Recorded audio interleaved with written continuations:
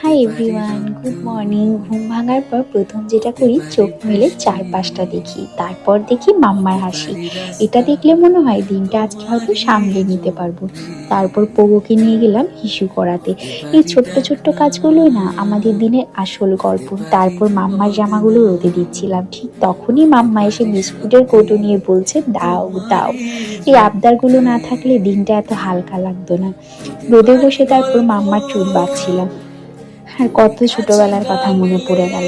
তারপর চা রুটি খেতে বসলাম একসাথে। অতরুণের শরীরটা আজ খুব খারাপ, ওর জ্বর এসছে, তাই চিন্তাটা খুব জেঁকে বসেছে মনে। মাম্মাকে নিয়ে গেলাম একটু দোকানে কয়েকটা দরকারি জিনিস কিনতে। ঠিক তখনই ফিরে এসে দেখি মাম্মা ওর পাপার মাথায় হাত বুলিয়ে দিচ্ছে, নিজের মতো করে যত্ন নিচ্ছে। ও জানেও না জ্বর কি, কিন্তু ঠিক ভালোবাসাটা বোঝে। তারপর ওকে একটু রোদে বসতে বললাম, আর আমি বিছানাটা গোছাতে শুরু করলাম। বিছানা গোছাতে গোছাতে ভাবছিলাম, জানো এই একটা জায়গাতে সারাদিনের সব ক্লান্তি এসে জমা হয়। এই বিছানায় হাসিও আছে, আবার কষ্টও আছে। আছে মাম্মার দুষ্টুমি, আর কখনো জ্বরের রাত। চাদরটা টানছি আর মনে মনে চাইছি আজ রাতে সবাই যেন একটু শান্তিতে ঘুমোতে পারে।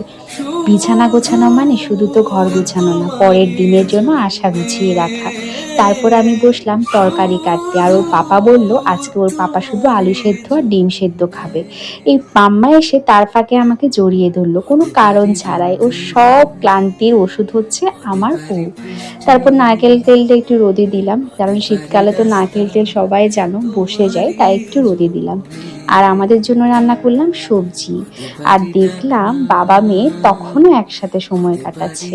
আর আমি তাড়াতাড়ি করে রান্না করে আমিও গিয়ে ওদের সাথে জয়েন করলাম। আমার আর তর্ক সই ছিল না। জানো তো অতুলনের শরীরটা আর ভালো নেই, তবুও জীবন চলে, ভালোবাসা থামে না। এভাবে আমাদের সাধারণ দিনগুলো ধীরে ধীরে গল্প হয়ে যায়। সেটাও আমি তোমাদের সাথে শেয়ার করি। কেমন লাগলো তোমরা কিন্তু আমাকে অবশ্যই কমেন্ট বক্সে জানিও। টাটা।